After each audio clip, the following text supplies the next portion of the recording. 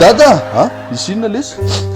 Enjana be ne ry dady. Inona indray ary no tenen'ity vinanto tsy anasa ty le?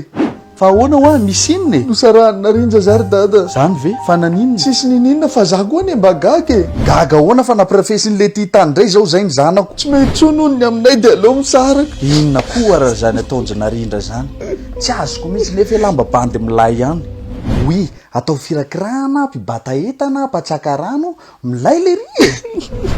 Tena malahelo mihitsy io ry dada. So tena marina. Fa so dia mba misy zavatra tsy mety natao lahy kosa aloha. Za tsy naninona fa inona? Tsy haiko hoe ahoana ny teny an'izany ry dada. Fa inona ary no tenen'ity? So dia mba bevoka n'ity somera ty tany ary ny zanako e. Ahoana ny tenenana an'izany aminao? Fa ahoana e? Maty sy mba taranako e. Sa ahoana dada? Dada hoa? Dia zay hoa mamenatra be le izy. Ka maninona raha tonga dia tenena fa hampiakatra ny tensionko ve ny tianareo atao e? Ny tena marina zany ry dada. Tsatsako namprafy izy. Ay ve, everiko fa mba inona. Merci mon Dieu. Dia izy tsatra indray ne no miteny hoe ndao isaraka e. Zany ve? Mba mafy koa nery narindra zany ka. Tena zanaky ny reniny mihitsy iny ka. Sady amin'izay mbola be vavako. Tsy mety kosa zany fa leo resahako izy e. Sady ianao hono tsy tiany dadanay. Zany ve? Ie, zay ny teneniny. Tsisy an'izany kosa e. Ry narindra koa ne dia tena tsy mahay mitana secret mihitsy e. Le za tsy miasa hono dia tsy tianao fa bany tsisy apoaka. Tsy ny teny an'izany kosa fa olonareo zany dia mba vao fa tsy ahilika ty aminahy fotsiny e. Fa inona ny ratsy ny fanaovana ry dada?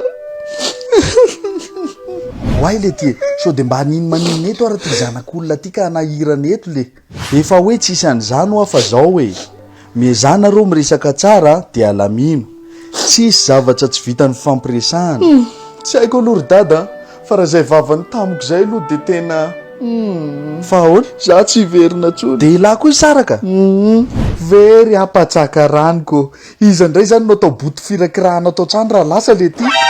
Fa efa nandinika tsara ve aloha elahy e? Ie, sady anao velomanareo koa ne ny tena diako e.